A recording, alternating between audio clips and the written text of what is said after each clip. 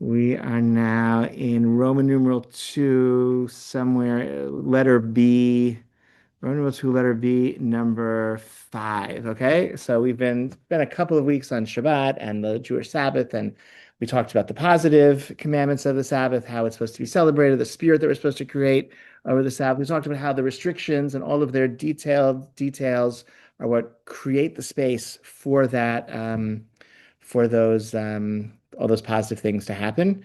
And now we're going to really delve into the most, or among the most sort of intricate and perhaps complicated, but really important uh, areas of the laws of the Jewish Sabbath, which is how do we have warm food at our meals on Shabbat? Okay.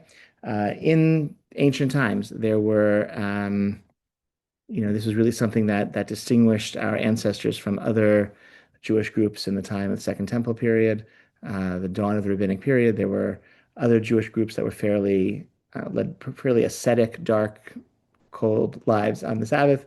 They didn't have fires in their homes. They sat in the dark. They ate cold food. Someone's at the door. Can you help me, please? Sorry. Thank you.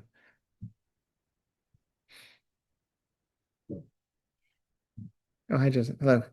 Thanks. Good to see you. Um, I think we talked about this a week or two ago, right? Or when one of the earlier classes, they sat in the dark, they ate cold food, and after all, the Torah says, Lo tuvar ish, like don't have any fires burning in your house. And we understand that to mean don't ignite fires, don't transfer fires, but we can have fires lit before the Sabbath, that we should be warm and in the light on the Sabbath day. Okay. And so too, we don't cook on Shabbat, but we do have warm food and we should have warm food. So let's talk about cooking and we'll talk about warm food. Now, I have here, I brought this is from the synagogue website. This is the guidance that we share for like to facilitate hospitality in the synagogue. I will share it now I'll share it with everyone who's online too.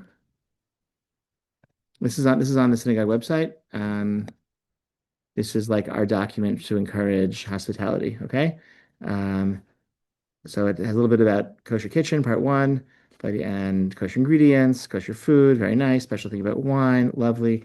Part three is serving warm food on Shabbat. Okay, so this is like my overview of these laws in written form. But maybe before we read them inside, let me just sort of explain outside. Okay, so first thing we have to do, cooking, as we saw maybe last class, the class before that, cooking is one of the 39 categories of labor that's prohibited on the Sabbath.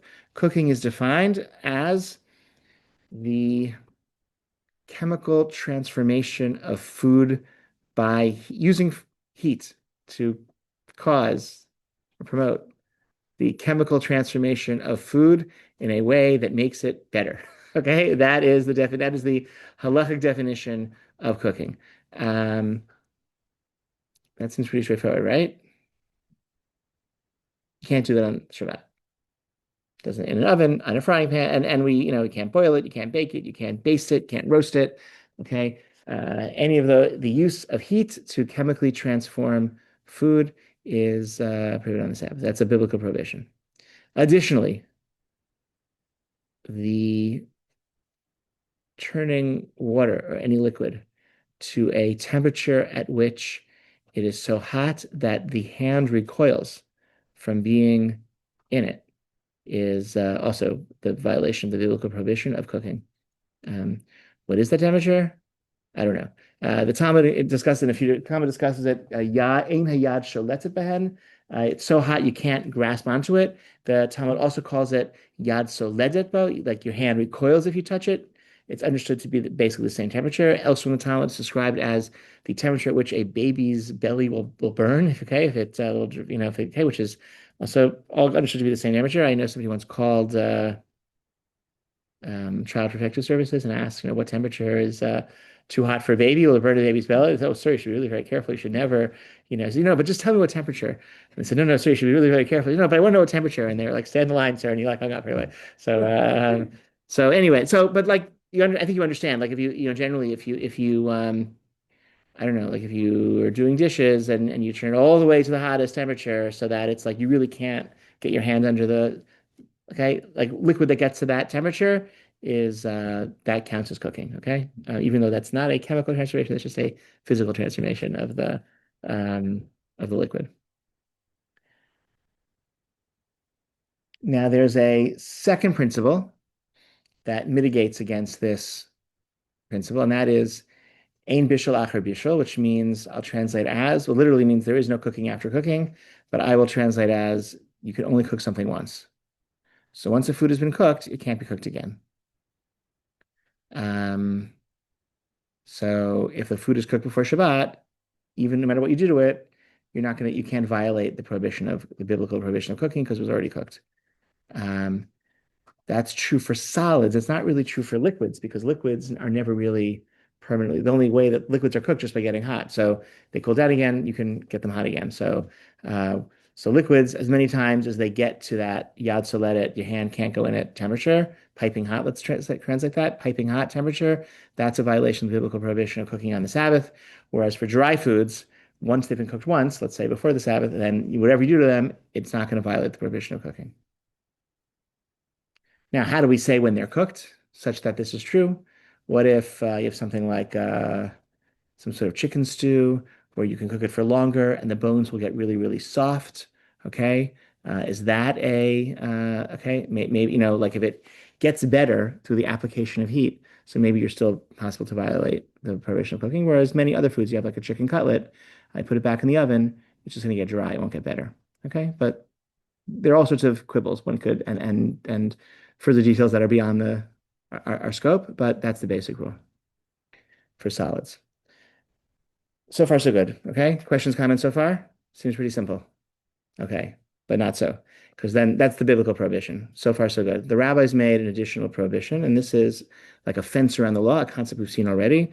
It's to protect the law by making a fence around it. So, in addition to which are several different rabbinic prohibitions. One, you can't leave something on the fire, on the heat, okay, as the Sabbath is approaching, lest you come to panic that it's not done on time and stoke the fire. Stoking a fire is a biblical prohibition on the Sabbath. And so you can't even leave something, let's say, on your stovetop as the Sabbath begins. Yes. When the roof is up, or what do you consider Sabbath begins? Like, like when is it too late? Like candlelighting, sunset slash candlelight when Shabbat, yeah.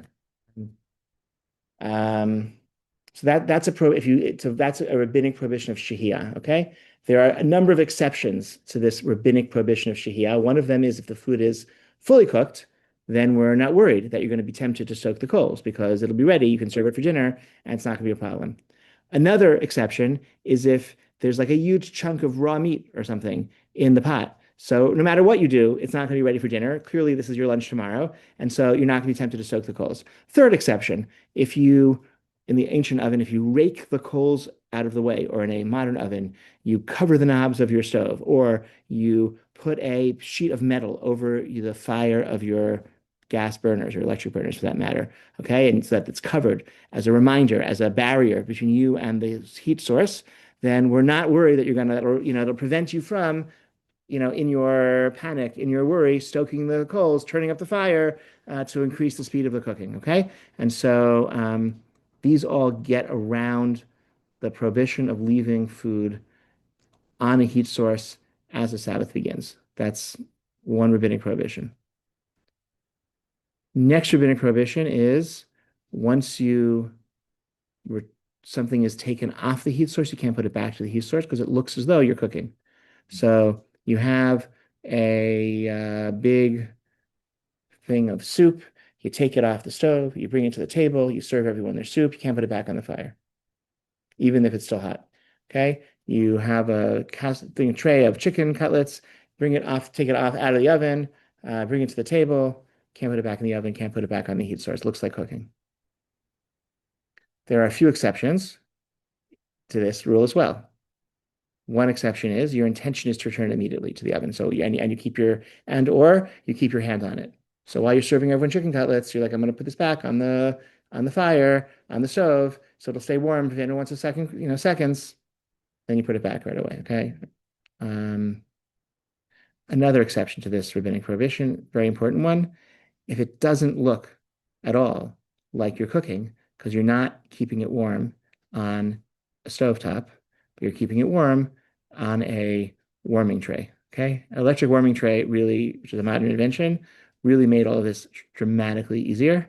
And many of the categories and rules in classic halachic literature, legal literature, for the last 500 years has really been kind of made somewhat obsolete with the invention of electric warming tray. A warming tray has no knobs that can be adjusted, is not used for cooking. It's not a electric skillet or griddle. It is a warming tray. Okay. You can only use it for warm food. You couldn't really use it for cooking. It doesn't get quite hot enough. But if you leave a casserole with some potato kugel or with chicken cutlets or roast chicken or, okay, whatever on your warming tray, it will give it an hour or two, get it nice and hot. And in that way, there's really none of these rabbinic prohibitions are going to be a concern. The biblical prohibition of cooking could still be a concern. If you were to take a cold, something liquid, and put it on your warming tray, in time, the liquid will get to the temperature at which it's piping hot. That's a biblical violation. If you put something raw on your warming tray, it may indeed cook. Like it might get hot enough to cook. If you could probably fry an egg or something like that on a warming tray, it might get that hot. But something already cooked that's dry, so you can't violate the biblical prohibition against cooking. If it goes on your warming tray, you're not going to have to worry about the rabbinic prohibitions of shehiyah or chazara, the rabbinic prohibitions of leaving something on the heat as the Sabbath begins that isn't fully cooked, lest you stoke the coals, stoke the embers, no embers to stoke, you're not okay, and returning something to a heat source after the Sabbath has begun, because it looks as though you're cooking. It doesn't look like you're cooking. It's a warming tray. Similar to warming trays are warming drawers, okay, which fancy kitchens have in Jewish neighborhoods. Like when Orthodox Jews renovate their kitchens, they install warming drawers, okay, which is like a drawer in your kitchen that you just put things in and it warms it up. Doesn't, okay? It's pretty cool. Um, this was like 3 months in yeshiva, okay, what I just summarized for you in 5 minutes, okay? And this is like 1,000 years of halachic history. I think we should have did it. Okay, let's just look at that document. Just before any questions come to mind, just people watching on, there's a whole bunch of you online. Bell, yes, questions. You raising your hand, Bell? So, yeah. Yes, but I needed to unmute Oh, of course. myself. Yes, yes. Um, if you have the blech on the fire and you take something off the blech, can you put it back on that or Yes. not So at the all? great. Okay, great. So blech is like The piece of metal. a piece of metal that you put on a flame. So a blech overcomes the rabbinic prohibition of shehiyah, of leaving something on the fire lest you stoke the coals. It doesn't overcome the rabbinic prohibition of chazar, of putting something onto the heat after it has been removed from the heat. So if you have something on the blech as Shabbat begins and you serve it for dinner, you can put it back on the blech as long as your intention is always so you bring it to the table, serve everyone a piece of chicken, then you put it back on right away without leaving it on the table. So as long as it's like pretty like one flurry of motion. You can bring it to the table. Maybe even you put your Okay. hands on it, right? Then it's fine. Otherwise, no. But a blech doesn't allow you to, according to most opinions, to take something like out of the fridge Saturday morning, put it on the blech and serve it for lunch. Like once it's been like absolutely like off the heat, it's cooled down, it's even in the refrigerator, you can't use a blech to overcome that unless it's what they call a kadera blech, which is a blech with a little piece of like 2 layers with liquid in between. That's a whole Talmudic sugya. Really, this entire it's been just get a electric warming tray. It's safer for fire safety. You can put it on a timer. It's much more efficient, and it allows you to do more halakhically because there's no fire at all. You're not implicating your oven. So that would be my recommendation. But yeah, that is The electric yeah. warming tray is one of those two-layer things, right? No, it's No? usually not necessarily. I mean, it functions in the same way in terms of it allows you to do more, but it's generally one flat surface with electric coils on the inside. So Okay. yeah, yeah. You put it on your counter. Thank you. Yeah, you're very welcome. Okay, I saw Susan asked a question. Where does a slow cooker fit in here? Great question. Okay, a slow cooker, like a crock pot. So let's talk this through. So you put something, you load it up before Shabbat, turn it on, so you're not worried about, there's no possibility of biblical prohibition of cooking because everything was done before Shabbat started. You still might have the issue of shehiyah, like as Shabbat starts, if it's not cooked enough, you might be tempted to turn up the heat in order to get it ready for dinner. So one way there are three ways to get around that concern. One way to get around that concern is to make sure that when Shabbat starts, it's already basically edible. Okay, so you put it up Friday afternoon, 5 p.m. Shabbat starts. It's not like great, but it's edible, basically edible.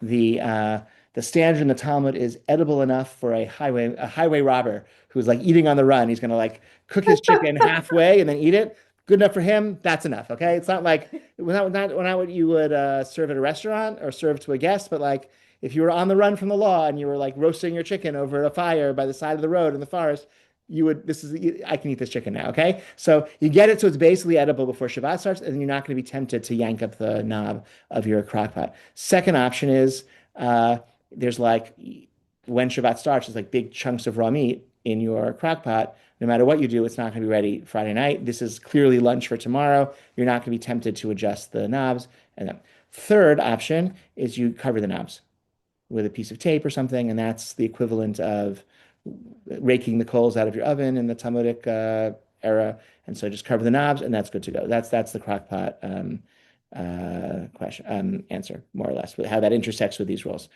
Um, Lily, yes, you raise your hand. Yes. Quick question about the warming tray. So Yeah. I understand not using it for liquids because it gets too hot. Okay, for solids. But what if like you use one for a pasta with a bunch of like marinara sauce? Great Like the question. sauce, wouldn't that become a piping hot liquid or like is it like a Great, ratio you should abide fantastic, by? fantastic. Great question. What's liquid versus dry? Okay, so there are some there are some lenient opinions on this, or some I'd say some people are very strict, and it has to be like dry, dry, dry if they're going to put it on the warming tray. Others would be, it's basically dry, but it has a little bit of.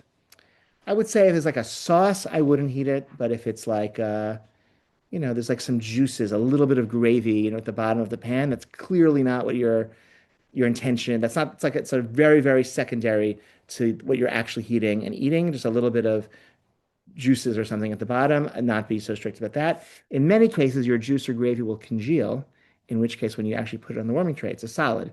And then you don't have to worry about it. You're allowed to heat up a solid, right? Even if it will become a liquid. So I would not do a pasta with marinara sauce. I would not heat it, but um, because that I would say is kind of the liquid is there. But like I would heat like pasta with like a pesto sauce where it's not like a liquid, it's just like a oily coating, a delicious oily coating on the pasta. I would heat that on I would heat that on a warming tray on Shabbat. Susan, you have another question?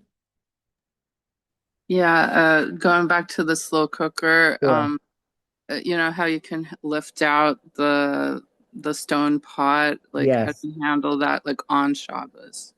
So if you lift it out, you could put it back on if you um, it would be subject to the rabbinic prohibition of chazara, returning something to the heat. So you could lift your insert out, bring it to the table, serve everyone some cholents, and put it back in as long as you had intention to return it. You didn't leave it on the table for very long. It didn't cool off, and maybe even some would say you have to keep your hand on it if you want to be extra strict.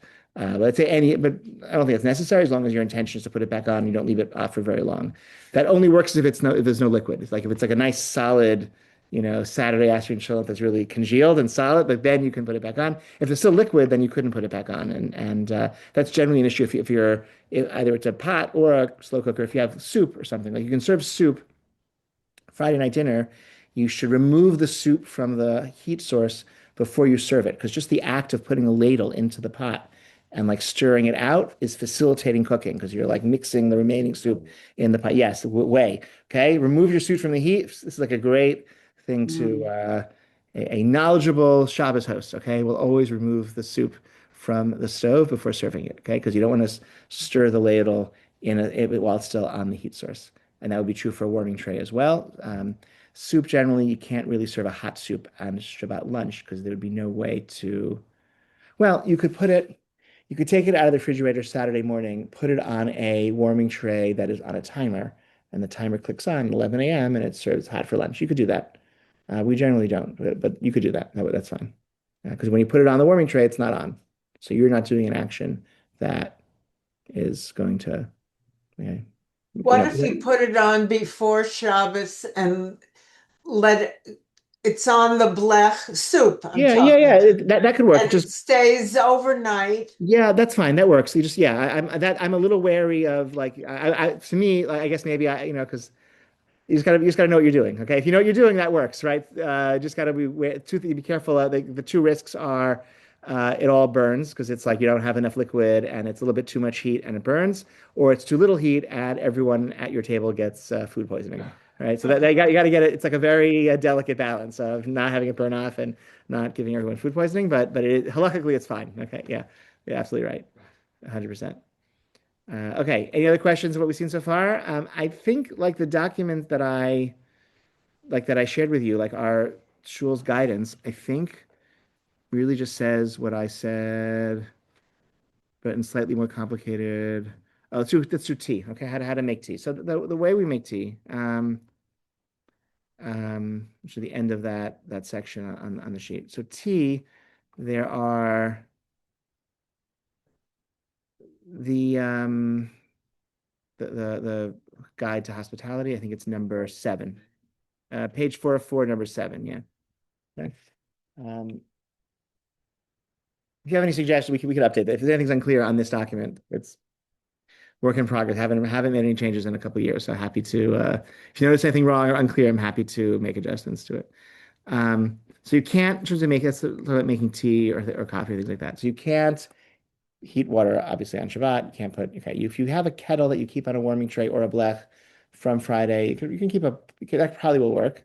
But more common especially if you're hosting, would be to, sorry, more commonly if you're hosting would be to bring your, um,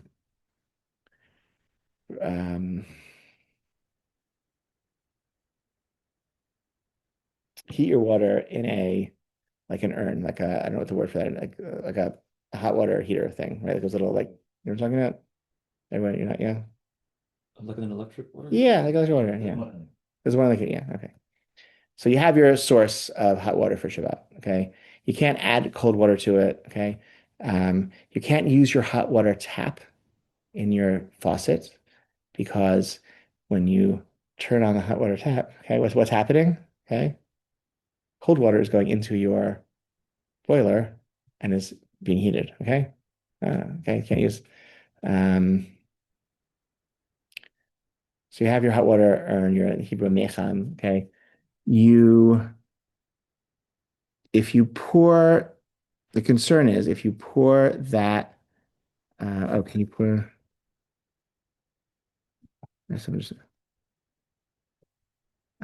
If you sorry, just someone asked for the doc. If you let me know if you can see it or can't see it now. I just reshared the document. It's in a very weird place on the website. We have to move it, but it's right now on the website. It's really the most weird. It's under. It's it doesn't matter. It's the strangest place. So don't worry about it. If you can't find it, I'll send it again. But we have to move it to a better place. It's on the website in a place that no one can find. I don't know why. Okay. If you pour your hot water onto tea directly, the worry is that the tea will like boil in the water and the tea will be cooked. Even though you're not drinking the tea, you're drinking like the infusion. The tea leaves themselves are being cooked in the hot water. That's the concern. So the way we get around that is we pour the water from the heating source, from your urn, into a cup or a teapot, and from that teapot into a another vessel. Well, actually, let me go one step. The Talmud assumes that things only cook in a primary vessel. Primary vessel is something that is on the heat. So a pot on the fire, that's in Hebrew kli rishon, primary vessel. Take the pot off the fire, it's still kli rishon because the walls of the pot are piping hot. It was on the fire. Something goes in that pot, it's going to cook. Okay, or very likely will cook. We're concerned it's going to cook. If it goes from there, pour it into something else, that's called a secondary vessel. The Talmud assumes nothing cooks in a secondary vessel. Why not? In the Middle Ages, the Tosafot suggested that the kinetic energy, they didn't use that word, but okay, the heat is being used to heat up the walls of that secondary vessel and won't be able to heat up the thing placed into the vessel. So once you have something no longer in a primary vessel, we're not worried about cooking, which means um, you couldn't put raw food in your pot on Shabbat, but let's say you put croutons or croutons is a bad example because croutons are already baked. Let's say you put pumpkin seeds in your soup. If you put the pumpkin seeds in the pot of soup, they're going to cook. If you put the pumpkin seeds in the bowl of soup, they're not going to cook because the bowl of soup is a secondary vessel and the pot of soup is a primary vessel, and cooking only takes place in the secondary vessel. We can understand that. You can understand that based on laws of physics. You could also understand if you want symbolically, because on Shabbat, we're worried about like symbolic actions. And so once you're putting the pumpkin seeds in your bowl of soup, that's like not how people cook. And so it just looks so different from cooking that maybe that takes it out of the category that we have to be worried about on Shabbat. So when it comes, that's the general rule in the Talmud, as explained in the later scholars. Okay. But there are certain types of things we're worried about, maybe even in a secondary vessel, they're going to cook.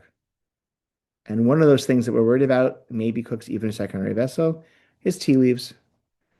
And indeed, if you tea leaves seem to be like they're kind of, I mean, we're intentionally putting them into the teacup, so something must be happening, maybe, and they look kind of different afterwards. So maybe there's some cooking that's taking place to the tea leaves. And so many are strict, most are strict when it comes to tea leaves, not to place them even in a secondary vessel. And so there are a couple of different ways to get around this. One way to get around this is to create a like a tea essence. Put like 5 tea bags in a little teapot on Friday. So you have like a very, very, very concentrated tea, and you dilute it with hot water over Shabbat. That's one method. The other method is this is Moshe Feinstein suggested this other method, and this is what I do, my family does, I think most in our community do, is say, okay, maybe there are things that will cook in a secondary vessel, but nothing will cook in a third vessel. Okay? And so, yeah, in fact, there's even a song called Ain't No Bishul in a Kli Shlishi, which means there is no cooking. Do you know the song? Okay, since you asked. Okay. Um, I don't remember how do you play YouTube over Zoom? There's a way to do it, right? Share screen. All right, ready? Okay. Incredible. See, we used to know this, but okay, how do I do this? Share. There should be like a little triangle next to the shared screen. It should give you Yeah, I just gotta find the right screen now. Here it is. Bingo. Great. Share sound. Optimize for video sharing. Oh, guys, this is gonna be great. Okay, here we go. Here it goes.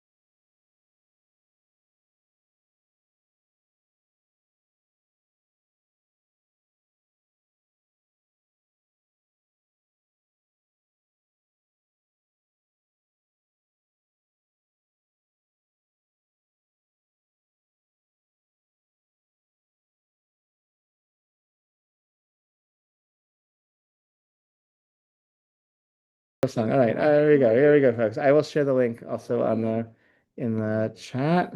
No, no, this is actually the guy who sang the song. Do you know the song Achenu Kol Beit Yisrael, Achenu Kol Beit Yisrael. Same guy, same guy wrote the book. Yeah, so this is a little bit less famous. And I bought my wife a mug that says "Ain't no bishul in a kli shlishi." So we use it on to make. See, so okay, so from your hot water urn into a little teapot or into a mug, and from the mug into a kli shlishi, a tertiary third vessel, and you put your tea bag into that. Okay. Although, to do it in a secondary tea bag, which secondary vessel would be from the hot water into the cup, and then the tea bag goes into that cup. Okay. But you're not pouring water onto the tea cup. Okay. And in many homes, again, you'll find they'll just make the sense like a very concentrated tea, and they'll dilute it in hot water. That's how we do tea. I'm sorry. Coffee. So one added leniency, the coffee is already roasted, so maybe you don't have to be quite as strict. Instant coffee is brewed coffee that's been freeze dried, so you're probably not possible to cook it. But I still use a cliche anyway, just to be consistent. Though I don't, you might not need to for coffee because of the way that it's made. But yeah, yes. I saw that at Giant they sell kosher ramen noodles. Mm. So if I were to make a very concentrated essence of the soup packet and cook it before, well, essentially like cook it before Shabbat, and make like a very concentrated, very thick, concentrated broth. Yeah, broth. And if I got the ramen noodles, poured it into a second vessel, and also got something. Good question. Ramen noodles. I don't know enough about. I don't know enough about ramen. Yeah, so I want to say, I would say, forget bracketing the laws of Shabbat. I feel like you should not be having like an instant soup on as your Shabbat meal. Like it should be the best meal of your week. Okay, like just like whatever.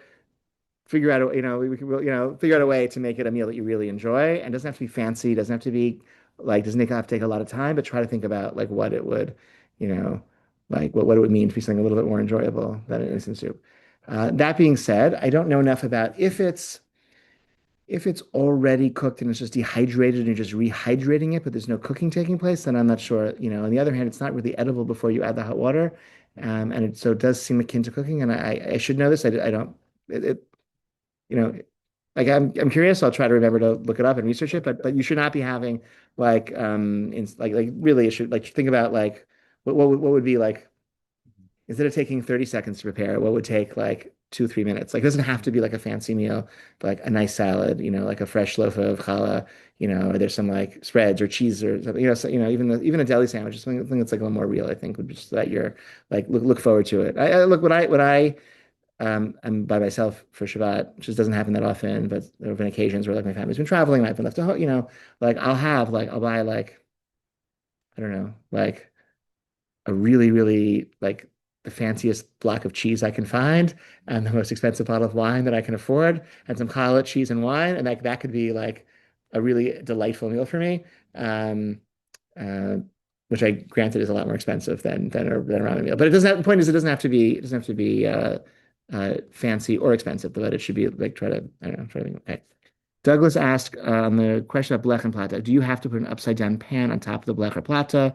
If the plata has a control knob, can you tape it over and use it on Shabbat? Okay, so plata is a Yiddish word that I'm going to say is a warming tray, okay? So a warming tray, there's no need to put a upside down pot on. You should either remove the knobs or cover the knobs in order to use it. And a blech, depending what you're using the blech for. If you're using the blech for cold food on Shabbos day, then there has to be an upside down pot on top of it. Upside in order to do that. If you're just using it to maintain warm food as Shabbat begins, then there's no need to put an upside down pan on top of the blech. But really, I would just recommend don't use a blech. Like it was great technology. We used it for hundreds of years. We have electric warming trays. They're safer. They're more efficient. They're more versatile halakhically, and you should use those. Yes. Other questions or comments? Because I feel like if you're going to show and leaving it. So what's the safest brand because you feel uneasy leaving it going to shul? So I would say, look, it's an electric appliance, so they're fairly safe. You can get one that is certified by like Underwriters Laboratories. Like, there are, there are the agencies that certify appliances for safety, Underwriters Laboratory, or there are 2 or 3 of them. They like have a little seal, like a quality seal, like a U and an L or something. There's like a few others. There are like 2 of them. These like agencies that certify appliances for basic safety. So there are electric warming trays that come certified in that way. And I don't know, electric appliances are fairly safer than leaving a fire on, safer than leaving your oven on. It should be pretty safe. You could also, we also, you can put a timer on it. So let's say it goes on at 10 a.m. and it goes off at 1. So it's not on for like hours and hours and hours. It's on for enough hours to heat up your food for lunch. Then you could put it on when you leave for shul.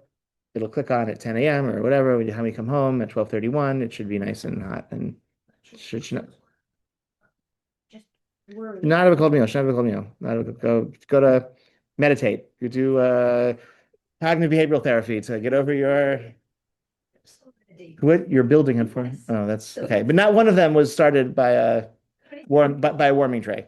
Okay. You both with her. Yeah, yeah.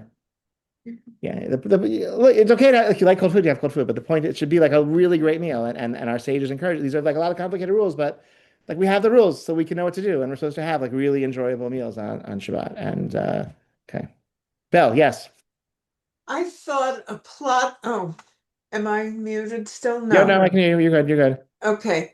I thought a plata is a double layer because there were old-fashioned warming trees that were just a single layer.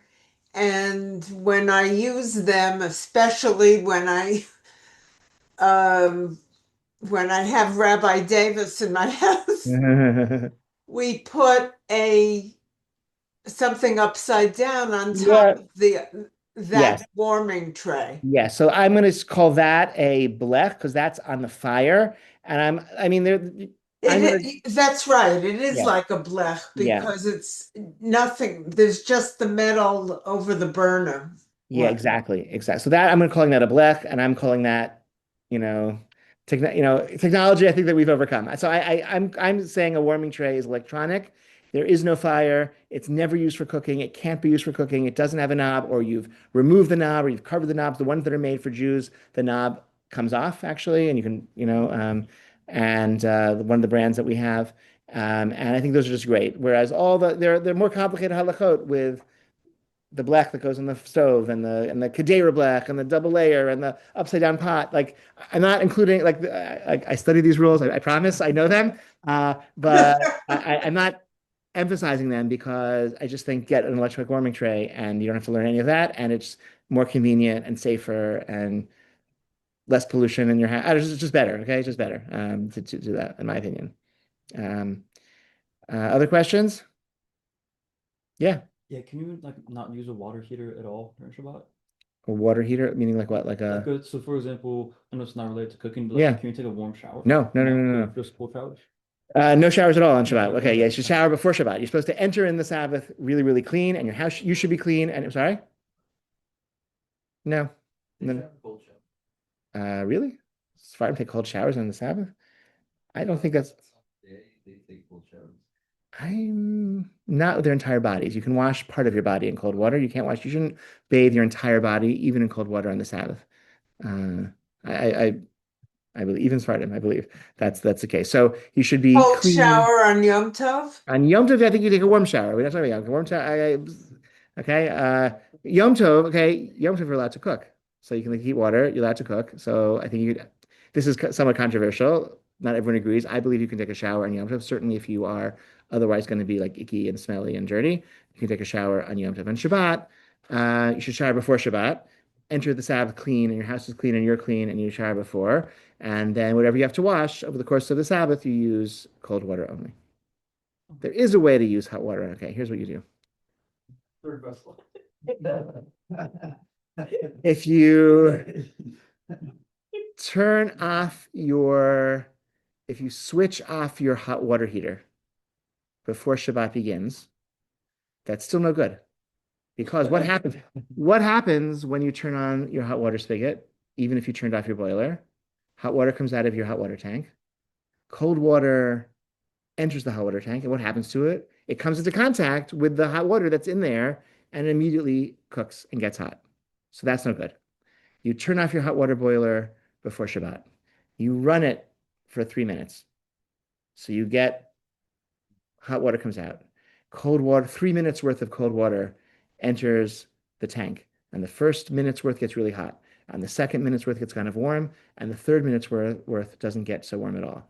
And then you turn off your oven and you go about your day. Then a couple hours later, it's time to like wash some dishes or you want to, wash your hands in warm water on Friday night. You turn on your hot water spigot. The cold water that enters your water tank is not going to come into contact with piping hot water. And it's going to be, and therefore that's fine. I've never met anyone who's done this, but I'm just telling you, in theory, it was not, I didn't discover this, it was like, but in theory, this works. But yeah, Susan, you had a question? Well, I was just gonna mention kind of what I've done, and maybe you can give me feedback. Sure. So like I have a pretty big urn, and so like the occasional time that I need to wash myself on Shabbat, I take out some of that really, really hot water. I put it into a bucket and I dilute it a bit, and then I just use that to like wash. Yeah, that would be fine. The only concern would be, let's say you have your piping hot water from your urn, you put it in your bucket, and then you pour cold water into that bucket. That cold water would if that cold water becomes piping hot, then you're cooking that cold water, and that would be a problem. So you would have to either pour the hot water into cold water, right? Let's say you have a cup. Let's say you have a Pyrex measuring cup, and you fill that with hot water from your urn, Hmm. and you then Hmm. pour that into a big basin of cold water, and now Oh, you have okay. warm water that you can use to wash your face or whatever you need to do. That you could do Hmm. that. Cool. You can do Okay. that on Shabbat. But if you use enough, I don't know, my opinion, experience, if you use enough soap, you can get your hands, whatever, you can like get yourself clean enough on the Sabbath without using hot water or warm water. And um, it's hard, can't really wash dishes so well, but I don't know. I save my dishes for after Shabbat's over. That's my big Saturday night activity now is doing dishes. Sanitary wipes. Sanitary wipes, really interesting. Like baby wipes? Yeah. Yeah, really interesting question actually. So, there's those gray books, the 39 has like a huge, huge chapter on baby wipes. They did like research on them. The concern with baby wipes is that you're not allowed to. One of the prohibited categories of labor is shlita, which is it's a derivation of threshing. Threshing is removing something from the where it was contained, in this case, wheat from the stalks, or milking a cow is the same threshing. You're removing the milk from the udder, or squeezing out liquid from a fabric. So you can't squeeze a sponge. You can't wring out a cloth that's a rag that's wet or damp. So the question is with the baby wipes, is there liquid like in them that kind of squeezes out, or are they just kind of moist and the liquid kind of stays in them? So many are strict and don't use baby wipes. And if they want to clean up a baby, they'll take a spritzer and they'll spritz water on the baby's bottom, and then they'll take a dry piece of fabric or disposable and wipe a tissue or something and wipe the baby clean. You can spritz and wipe clean, but which doesn't involve wringing out a wet cloth. Leading position, which I believe they endorse in those books, he endorsed Rabbi Riviat, would be that the baby wipe, the liquid is kind of infused in it. It doesn't really come out when you ice. Spray bottles are totally fine. And the other concern with the baby wipes, some of the brands, they're perforated and you have to tear them apart, which is a problem because you're cutting something into pieces, usable pieces, when you tear the perforated. Some brands, I believe Pampers, if I remember, it's been a long couple of years, were not perforated. And so those were, yeah. Is that still ringing when you put the spray bottle in paper? You can still ring. No, well, don't wring it out. Meaning you can use a dry towel to wipe up liquid. So if you take spritz cleaner on a surface and take a dry paper towel or a towel and you wipe it clean, you're just drying a liquid off a surface. You're not wringing it out. You can use a towel to dry yourself if you get wet. You just can't wring out the towel. What about deodorant on the theme of hygiene? Is that changing it from a solid to A solid deodorant is the shaping a solid, which you can't do. Same reason we don't use bar soap. You have a solid that is being shaped as you apply it, but spray deodorant or liquid deodorant would be fine. Personally, I use like a solid deodorant 6 days a week, and I have my little bottle of Shabbos deodorant, okay, which is a little spritz, and that's what Carol size? yeah, that's maybe TMI, but okay, but in the interest of education. Okay. Other questions before we wrap up for tonight? Okay. Thank you. I'm going to turn off the recording If anyone has any things they want to say, not recording.